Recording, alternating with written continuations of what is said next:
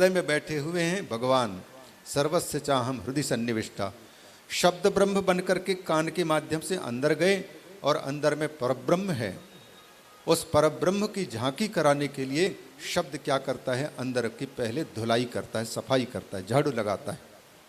स्वानाम भाव सरोरुहम धुनोति, धुनते हैं, जैसे गद्दा धुनते हैं ना, गद्दा बनाने वाले उसके कचरा को निकालते हैं, वैसे ही शब्द ब्रह्म जाकर के कान के माध्यम से अंदर की सफाई धुलाई करता है। धुनोति शमलम कृष्ण, कैसे धुलाई करते हैं, जैसे बरसात के बाद में शरद ऋतु आती है ना, तो शरद ऋतु के आने पर अपने आप जल निर्मल होता जाता है, पवित्र होता जाता है। वैसे शरद सलिलस्य यथा शरद, जैसे सलिल के जल की धुलाई करता है शरद ऋतु, वैसे ही भगवान की जो कथा का शब्द है वो कान के माध्यम से अंदर जाकर के धुलाई करता है। इसलिए सबसे पहले जो कुछ जानकारी होती है वो श्रवण से, फिर देख करके। सबसे पहले भक्ति के अंतर्गत श्रवणम को रखा है, सुनकर के ही हम जानते हैं। तो जितना अधिक सुनते जाएंगे, जिसको सुनते हैं, अब हमने जिसको सुना है घर में या बाहर, जिसको देखा है, स्मृति में भी वही आ रही है। हम बैठते हैं लोगों के या हम लोगों के सबकी यह शिकायत होती है कि मन भगवान के भजन में लगता नहीं है, मन लगता नहीं, मन टिकता नहीं है। तो क्यों टिके? मन को आपने जितना अधिक सामग्री दी है, जो सामग्री दी है उसके यहाँ पर मन जाएगा।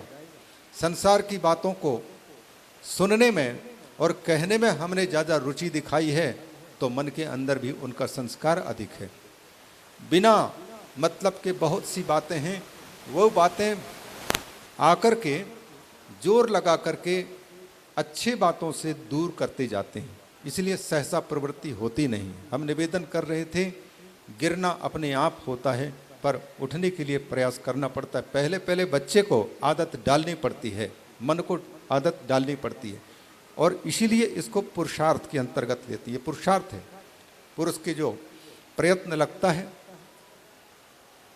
तो चित्त शोधन इस तीर्थ में आने का मुख्य लक्ष्य होना चाहिए। हमारा प्रत्येक व्यवहार प्रातः काल से लेकर के सायं शयन के पहले तक की सारी क्रियाओं को हम टटोल करके देखें कि आज मुझसे कौन सी गलती हुई या कौन सी अच्छी बात हुई। कभी कभी चित्त में किसी भी प्रकार की कोई विकृति उत्पन्न नहीं होगी। किसी दिन बहुत ज़्यादा मन बिगड़ा रहेगा, किसी दिन किसी की निंदा करने में दिन निकल जाता है, किसी दिन भगवान की अच्छी बातें सुनने में मन कभी हल्का रहता है, मन कभी जो है बोझिल बन जाता है। बोझिल बन रहा है, इसका मतलब है हमारा जो अतीत है, देखा सुना जो कुछ, उसकी संख्या बहुत अधिक है। इस कारण से हम उधर ही झुकाव रखते हैं। यहाँ पर तीर्थराज में आए हैं तो तीर्थराज की भी बातें सुनेंगे, और तीर्थ के रूप में हमने निवेदन किया, तीर्थराज संत जन भी हैं, प्रयागराज तीर्थ भी हैं, और संतों को स्वयं तीर्थ भी कहा गया है। क्यों? क्योंकि उनके अंतर में सारे तीर्थों को जन्म देने वाले परमात्मा विराजमान है, उनका निरंतर चिंतन चल रहा है। तीर्थी कुर्वन्ति तीर्थानि, वस्तुतः कोई तीर्थ के रूप में बदला है तो उस तीर्थ को बनाया किसने? जिसने भगवान की साधना की, भजन किया, वो स्वयं अंतर को पवित्र किया, फिर वह जहाँ बैठा वो स्थान तीर्थ बन गया। तीर्थों को तीर्थ बनाने वाले संत हैं, चलते फिरते तीर्थ हैं। तो उन तीर्थों के बीच में रह कर के हम भगवान के ये जो तीर्थ रूप शब्द हैं उनको श्रवण करें, और जहाँ तक बन सके तो अपने जीवन में उनको उतारने का प्रयास करेंगे। तो कथाएं भी होंगी तीर्थराज की, संतों की महिमाओं की, और चित्त हमारा जैसे भी भगवान में लग जाए, या तो फिर भगवान हमारे चित्त में लग जाए, वो बात सुनने को मिले। हमारी यदि कोई एक भी बुराई दूर हो जाए और एक अच्छाई अच्छी आ जाए, तो मैं समझता हूँ एक डुबकी का फल तो प्राप्त हो ही गया। और नहीं हुआ तो जो के त्यों हैं, तो बार बार फिर इस बार के मौका चूका तो दूसरी बार फिर से जन्म लेना पड़ सकता है, बार बार अन्य योनियों में भी जाना पड़ सकता है। बड़े भाग्य से हमको ये प्राप्त हुआ है, सही बात है। तो इस भगवान ने जो बिना किसी शर्त के दे रखा है उसकी कीमत हम समझ नहीं पा रहे। जब उसका अभाव कर देते तब कीमत नज़र आती है। आँख जब तक भगवान ने दिया तब तक आँख के उपयोग आँख देने वाले और आँख का महत्व समझ में नहीं आता। जब आँख छिन जाती है तब आँख देने वाले और आँख की कीमत नज़र आती है। कान जब तक ठीक से काम कर रहे हैं तब तक के लिए तो दुनिया में बहुत सी बातों को सुनने में लगा देते हैं हम, लेकिन कान में सुनने की शक्ति जैसे घट जाती है तब कान देने वाले और कान की महिमा समझ में आती है। वाणी दिया भगवान ने, उस वाणी के द्वारा हम पवित्र हो सकते हैं भगवान की चर्चा करके। कान के द्वारा हम भगवान की चर्चा सुन करके पवित्र हो सकते हैं, लेकिन हम दुरुपयोग करते हैं।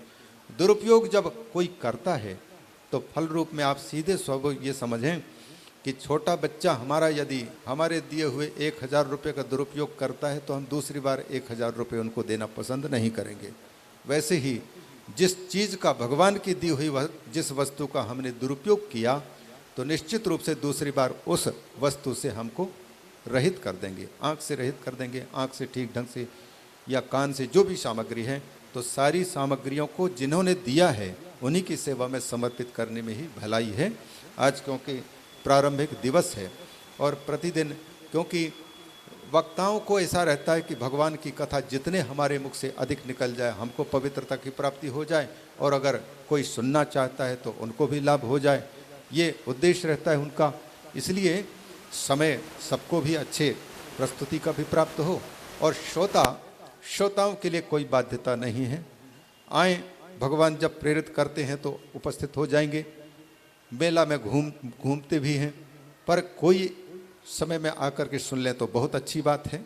अपनी तरफ से तो निवेदन करेंगे, बाकी किसी को बाध्य नहीं कर सकेंगे। सायंकाल 4 बजे के आसपास से जैसे सद्गुरुजनों का, महापुरुषों का आदेश निर्देश होगा उसके अनुसार 4 बजे से लेकर के और शाम के ये लगभग 7 बजे के अंदर तक, पंगत लगने के पूर्व तक रखने का जैसे सद्गुरुदेव भगवान की आज्ञा होगी उसके अनुसार हम चर्चा को रखेंगे और आप सभी उपस्थित होकर के इसमें सम्मिलित होकर के लाभान्वित हो सकेंगे। इन्हीं शब्दों के साथ में आज के इस भूमिकात्मक उपक्रम को विराम देते हैं। सर्वे भवन्तु सुखिनः, सर्वे सन्तु निरामयाः, सर्वे भद्राणि पश्यन्तु, मा कश्चित् दुःखभाग् भवेत्। ओम शांति शांति शांति। बोलिए तीर्थराज प्रयाग धाम की जय। श्री सद्गुरुदेव भगवान की जय। गंगा मैया की जय। यमुना महारानी की जय। सरस्वती माता की जय। सब संतों की जय। सब भक्तों की जय। ओम नमः पार्वती पतये। हर हर महादेव।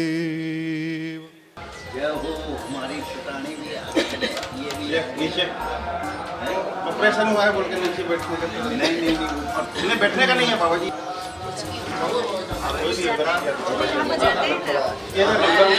उसे बैठना आज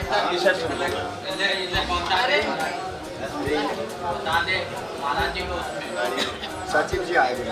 सचिव जी आए जी हरिओम। अरे सचिव बात छोड़िए हम। अरे महाराज आना पड़ेगा। आए को ना हो गया हो गया हो गया। चलो हम बैठे हुए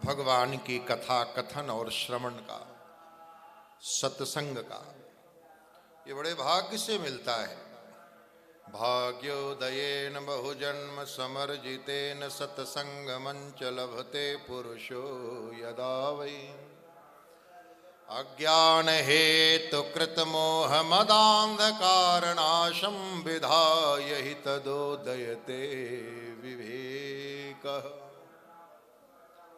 बड़े भाग्य से हमें सत्संग मिलता है और वो सत्संग हमें प्राप्त हो रहा है। सद्गुरुदेव भगवान की कृपा है, परमात्मा की कृपा है, हमारे पुरखों और पितरों की कृपा है। जन्माद्य से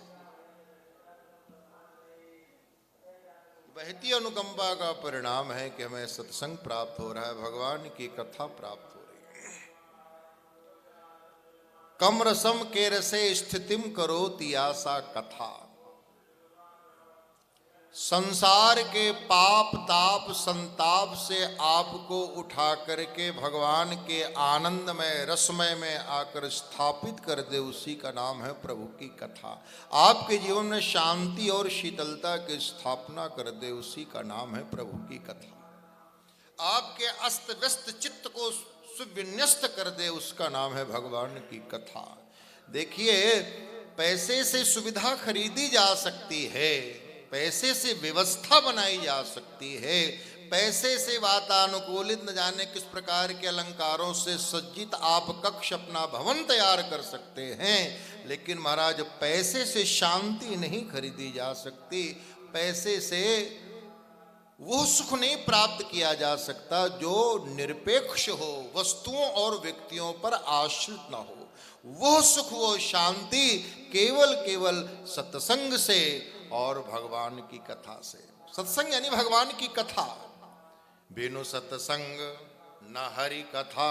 भाई संतों का जहां संग हो रहा है, जहां महापुरुषों का मिलन हो रहा है, जहां पर महापुरुष बैठे हैं, तो वहां क्या चर्चा होती है? सताम प्रसंगान मम वीर्य संविदो भवंति हृत कर्ण रसायना कथा तज्जोषणादा शुप वर्ग वर्तमनी श्रद्धा रतिर भक्तिर अनुक्रमिष्यति।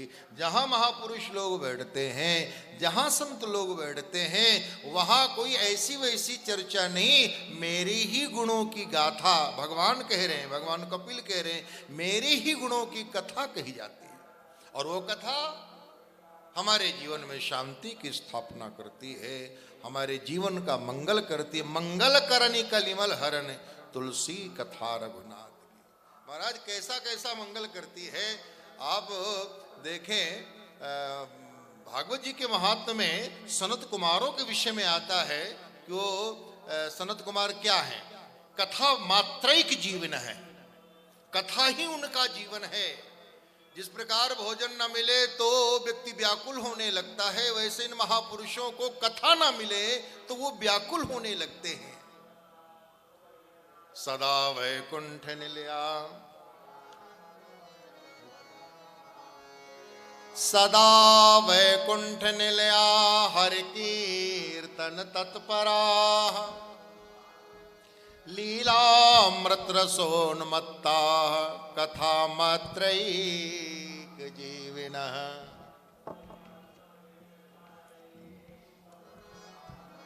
सदा वैकुंठ निलया, जो नित्य निरंतर वैकुंठ में ही निवास करते हैं। देखिए, वैकुंठ एक स्थान विशेष का नाम तो है ही, लेकिन एक भाव अवस्था है, हमारे आपके जीवन की आंतरिक अवस्था है। जिनका जीवन कुंठा से रहित हो जाए वो सब वैकुंठ में ही है। और जीवन को कुंठा से रहित करना है, काम क्रोध से रहित करना है, तो कहाँ आना है? सदगुरु के चरण में बैठ करके प्रभु की कथा सुननी है। कथा सुनते सुनते हमारा जीवन वैकुंठ में हो जाएगा, हमारी आंतरिक रहनी वैकुंठ में ही हो जाएगी। तो वैकुंठ एक स्थान विशेष का नाम तो है ही है, साथ ही साथ एक आंतरिक अवस्था है। सदा वैकुंठ निलया हरि कीर्तन तत्परा, और श्री हरि के कीर्तन में तत्पर हैं, उत्साहित रहते हैं, तैयार रहते हैं। जहां मौका मिला श्री हरि नाम का संकीर्तन करते रहते हैं, भगवान के गुणों का गान करते रहते हैं। ये कौन कर रहे हैं? महापुरुष लोग जो विरक्त हैं, जो भवबंधन से मुक्त ही हैं, जो जरा मरण से मुक्त हैं, आवागमन से मुक्त हैं। उन महापुरुषों की जरा स्थिति देखिए। सदा वैकुंठ निलया हर कीर्तन तत्परा लीलामृत रसोन्मत्ता कथा मात्रैक जीविनः। लीलामृत रसोन्मत्ता, पागल हैं, मतवाले हैं, दीवाने हैं। भगवान की लीला रसपान करने में मतवाले हैं। पागलों के समान जो है भगवान की लीला रस का पान करते रहते हैं। और कथा मात्रैक जीवन है, कथा के लिए ही जिंदा है। उनका जीवन, उनका जन्म लेना, उनका समग्र जीवन प्रभु की कथा, कथन और श्रवण के लिए है। कथा मात्रैक जीविनः। और फिर कहते हैं हरि शरणम एवं नित्यम येषां मुखे वचः। और हरि शरणम हरि शरणम हरि शरणम, ये मंत्र उनके होठों में नित्य निरंतर खेलता रहता है। हरि शरणम हरि शरणम, गुरु शरणम गुरु शरणम, हरि शरणम हरि शरणम। तो परिणाम क्या हुआ महाराज?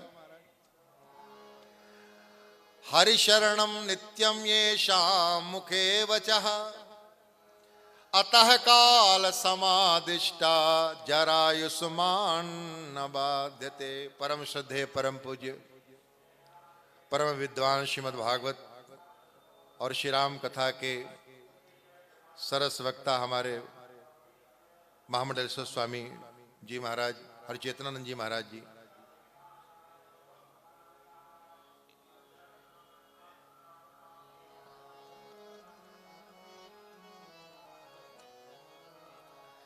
हरि शरणम एवं नित्यम येषां मुखे वचः अतः काल समादिष्टा जरायुष्मान न बाधते। तो इतना करने का परिणाम क्या हुआ महाराज कि काल उनकी तरफ आंख उठा कर के भी नहीं देख सकता, बुढ़ापा पास नहीं फटकता। और क्या सूत्र है? हरि शरणम एवं नित्यम येषां मुखे वचः। उनके होठों में सदैव हरि शरणम का मंत्र खेलता रहता है। कथा मात्रैक जीवन है और लीलामृत रसोन्मत्ता है। ये तीन चीजें भगवान की लीला रसपान करने में मतवाले हैं, दीवाने हैं, पागल हैं, और तो और कथा मात्रैक जीवन है। और साथ ही साथ हरि शरणम गुरु के द्वारा प्रदत्त मंत्र का नित्य जाप करते रहे। तो महाराज अतः काल समादिष्टा जरायुष्मान न बाधते। श्री राम जय राम जय जय राम जय राम। श्री राम जय राम जय जय राम। श्री राम जय राम जय जय राम। श्री राम जय राम जय जय राम। श्री राम जय राम जय जय राम। श्री राम जय राम जय जय राम। श्री राम जय राम जय जय राम। श्री राम जय राम जय जय राम। श्री राम जय राम जय जय राम। श्री राम जय राम जय जय राम। श्री राम जय राम जय जय राम। श्री राम जय राम जय जय राम। श्री राम जय राम जय जय राम। तो भगवान की कथा की बड़ी महिमा। बिनु सत्संग न हरि कथा तेहि बिनु मोह न भाग। मोह गए बिनु राम पद होय न दृढ़ अनुराग। कितने सुंदर सुंदर सूत्र देते हैं। बिनु सत्संग न हरि कथा तेहि बिनु मोह न भाग। ये मोह बड़ा खतरनाक है। मोह सकल व्याधिन कर मूला। जीवन को अशांत करने वाली तीन ही चीजें हैं महाराज। एक है मोह, एक है भय और एक है शोक। शोक मोह भय व्यक्ति के जीवन को अशांत कर देते हैं। जब तक हमारे जीवन में शोक है, मोह है, भय है, तब तक हमें जीवन में शांति की प्राप्ति नहीं होती। और शोक का संबंध है जो बीत गया है, और मोह का संबंध है जो वर्तमान में है, और भय है भविष्य को लेकर के, भूतकाल को लेकर के शोक होता है। जो वस्तु समाप्त हो गई है, जो व्यक्ति चला गया है, उसको लेकर के शोक होता है। और जो है वस्तु, उसको हम पकड़ना चाहते हैं, उसमें आसक्ति है। जो व्यक्ति है उसको भी हम जो है नहीं खोना चाहते। तो वर्तमान को लेकर के मोह है, और भविष्य को लेकर चिंता है कि मेरे बाद क्या होगा, या मेरा क्या होगा जब मैं धरती से जाऊंगा। तो ये तीन चीजें व्यक्ति को अशांत करती, जीवन में शांति नहीं लाने देती। तो अगर इन तीनों चीजों को मिटाना है और आपको अशांत से मुक्त होना है, अपने जीवन को शांति की ओर ले जाना है, तो भगवान की कथा है। आती हो पंक्ति, यस्याम वै श्रूयमाणायाम कृष्णे परम पुरुषे भक्ति ही उत्पद्यते पुंसः शोक मोह भयापः। परमात्मा श्री कृष्ण की, पुरुषोत्तम भगवान श्री कृष्ण की कथा सुनो, चाहे मर्यादा पुरुषोत्तम प्रभु श्री राम की कथा या लीला पुरुषोत्तम भगवान श्री कृष्ण की कथा केवल सुनो। पूज्य महाराज जी यहाँ भागवतकार कहते केवल सुनो, कोई शर्त नहीं लगाते हैं। मानसकार ने तो ये शर्त लगाया कि तात सुनहु सादर मन लाई, आदर दे करके सुनो। लेकिन भागवतकार ने तो इतनी छूट दे दी है कि केवल सुनो। महाराज जी, यस्याम वै श्रूयमाणायाम, केवल सुनो। तो क्या किसको सुनो? बोले परमात्मा की कथा को सुनो। तो क्या होगा? भक्ति उत्पद्यते पुंसः, हमारे आपके हृदय में भक्ति उत्पन्न होगी, प्रभु के चरणों में प्रेम उत्पन्न होगा, और वो भक्ति शोक मोह भयापहा,